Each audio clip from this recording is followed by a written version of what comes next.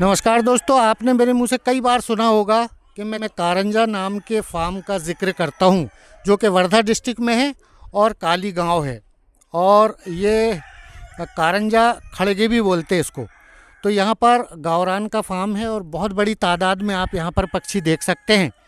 और सारंग फार्म के नाम से इसको चलाते हैं अजय वर्मा जी, जिनके फार्म पर मैं आज मौजूद हूँ।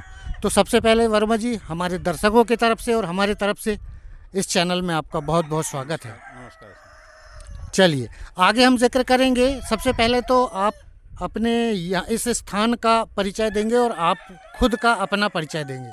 ये मेरा नाम अजय वर्मा है और मैं ये जो फार्म है सारंग फार्म, ये है मालेगांव काली गांव में, जो कारंजा घाट के तहसील आती है, वर्धा डिस्ट्रिक्ट। ये नागपुर से लगभग 90 किलोमीटर पड़ता है, नागपुर अमरावती हाईवे पे। अच्छा, वहाँ पे ये फार्म है। इस फार्म का लंबाई चौड़ाई के बारे में बताइएगा और इस फार्म के अंदर अभी कितना पक्षी है? अभी सर ये फार्म जो है ये 3 शेड में बटा हुआ है। एक शेड जो है वो हमारा 45 बाई 70 का है, एक शेड जो है वो 20 बाई 200 का है, उसमें डबल डेकर है। एक जो है वो हमारा 30 बाई 100 का है। ऐसे 3 शेड में है और अभी इस समय करीब करीब 7,500 से 8,000 बर्ड टोटल इसमें है। तो जो चौड़ाई ज़्यादा वाला फार्म बताए उसमें बकरियां हैं और बाकी जो 8,000 बर्ड है वो 2 फार्मों में है। तो इन पक्षियों को दाने के अलावा आप और क्या क्या खिलाते हैं? उससे पहले मैं ये जान लूँ कि इस फार्म पर फार्मिंग के अलावा इस लोकेशन पर, इस ज़मीन पर और क्या क्या आय अर्जित करने के साधन हैं? यहाँ पे सर हमारे पास में कुछ सीताफल का प्लांटेशन किया है, कुछ महागुनी का प्लांटेशन किया है जो फर्नीचर वुड है, कुछ साल बाद कटेगा। कुछ यहाँ पे सफ़ेद चंदन है, लाल चंदन है, इसका पूरा फार्मिंग है। और बाकी खेती होती है, जैसे इस समय में पराठी लगी हुई है तो वो सब खेती होती है। तो ये सब चीज़ों से थोड़ा अर्निंग हो जाती है। अच्छा, इतनी आय अर्जित करने के साधन आपने बना लिए हैं, इतना तादाद में बर्ड है, तो इन बर्ड को आप फीड खुद बना के देते हैं या मार्केट का इस्तेमाल करते हैं? ये सर हम खुद ही फीड अपने यहाँ पे बनाते हैं।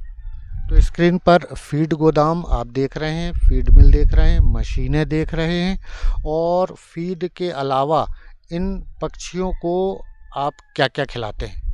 तो फीड के अलावा हम इनको जो है फ्री रेंज में तो रहते ही है, उसके अलावा हम इनको हाइड्रोफोनिक्स करके देते हैं।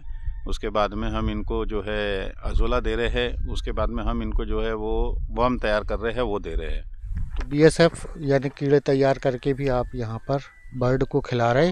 और अजोला तो है ही, साथ ही हाइड्रोपोनिक का जिक्र किया आपने। तो हाइड्रोपोनिक के बारे में विस्तार से जानकारी दीजिएगा। हाइड्रोपोनिक को कैसे आप तैयार करते हैं? सर हम ये जो है जो मक्के से तैयार करते हैं, और ये मक्के को जो है इसका प्रोसेस ऐसा है कि पहले मक्के को धोया जाता है, फिर उसके बाद में इसको 24 घंटे के लिए पानी में फुलाया जाता है। फिर इसके बाद में जब 24 घंटे हो जाते हैं तो उसको वहाँ से निकाल के जूट के बोरे में थोड़ी नमी बना के 48 घंटे के लिए रखा जाता है, ताकि ये अंकुरित हो जाए। 48 घंटे में ये अंकुरित हो जाता है। उसके बाद में उसको हम ये हाइड्रोपोनिक के जो रैक है उसकी ट्रे में डाल देते हैं। ऐसा हम लोग करते हैं। हमारे पास में 2 रैक है, 80-80 ट्रे के 2 रैक है। इसमें 8 ट्रे का एक 10 ट्रे का रोज का एक होता है, जिसमें 100 किलो के लगभग रोज का अपने को हाइड्रोपोनिक तैयार हो जाता है। जब हाइड्रोपोनिक 10 दिन का हो गया, अंकुरित दाना 10 दिन का हो गया, तो वो एक बड़ा पौधे का रूप ले लेता है, एक फसल का रूप ले लेता है मक्के की।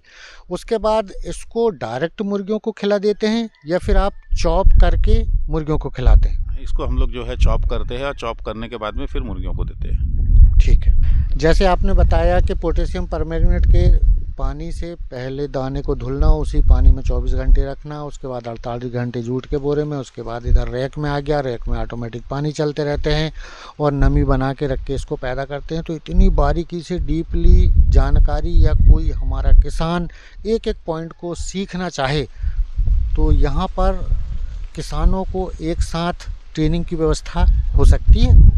हाँ सर, ट्रेनिंग की व्यवस्था हो सकती है, यहाँ पे करेंगे उसकी। और बाकी रही बात जो मुर्गियों को दवाई देना है, पालना है, उनकी बीमारी के बारे में है, वो ट्रेनिंग तो आपको ही देना है, वो तो आप ही देंगे।